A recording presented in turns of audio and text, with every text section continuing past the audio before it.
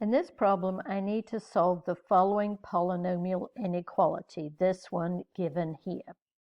And I need to write the answer in interval notation.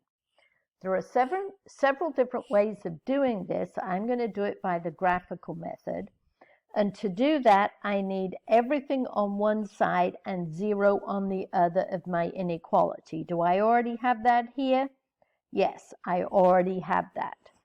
So now, what I'm going to do is I'm going to set p of x equal to this expression here. So for the polynomial p of x equals this expression here, I'm going to fill in the given chart, state the degree and leading coefficient of the polynomial, and sketch the graph. We were lucky in this case the polynomial was already in factored form. So I can write my factors here. So the first one is x minus 1, the next is x plus 3, and the last one is x minus 3.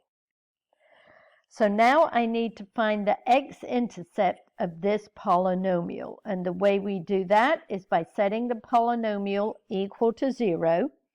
So I'm going to get x minus 1 times x plus 3 times x minus 3 equals 0. So we set each of the factors equal to 0.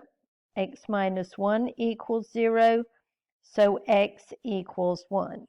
So for the first factor, the x-intercept is when x equals 1. What is the multiplicity for this factor?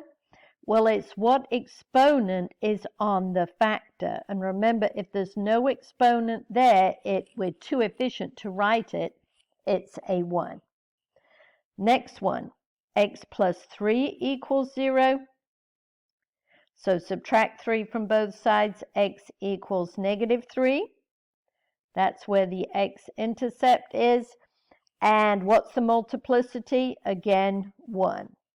Last factor, x minus 3 equals 0. Add 3 to both sides, x equals 3. So that is the intercept that goes with that factor. What exponent is on that factor? Again, a 1. Now, if you add up all of the multiplicities, you get the degree of the polynomial. So in this case, the degree equals 1 plus 1 plus 1 is 3. So my degree is 3. And now we have to figure out the behavior at each of the intercepts. If the multiplicity is odd, which all of these are, it means the graph will cross the x-axis at these intercepts. It doesn't bounce, it crosses it. Okay, and the last thing we need is the leading coefficient. What is the coefficient in front of here? It's a positive 1. And the degree and the leading coefficient help us figure out the end behavior of the polynomial. If the degree is odd, which this one is, it means the ends of the polynomial point in opposite directions. And if the leading coefficient is positive, it means it goes down to the left and up to the right. So with that information, I can sketch my graph of the polynomial. So I'm kind of running out of room, so hopefully I can do it here. Here's my number line, and here are my intercepts. I have to put them in numerical order. So I have negative 3, positive 1, and positive 3 are my intercepts. And I know at every single one, it's going to cross the x-axis. Looking at my end behavior, my graph is going to start down below the x-axis.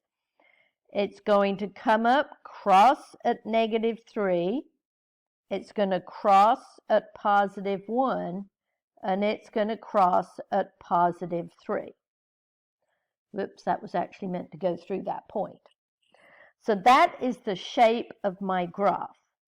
And now we go back to our inequality. I want when this polynomial is less than or equal to 0.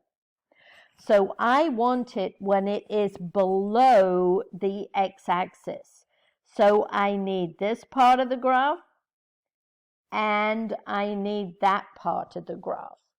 So I need to write the answer in interval notation. So for which x values is this true? So I need this part and I need this part of the graph. And since it's less than or equal to, I'm going to put square brackets on my endpoints. And I have an arrow in this direction pointing to negative infinity. So my first interval goes from negative infinity to -3. I marked over that negative. So it is negative infinity. Remember, you can never put square brackets on infinity or negative infinity. Going to -3 with a square bracket, unioned with this interval here, which has square brackets on it, 1, 3. So there is my answer in interval notation.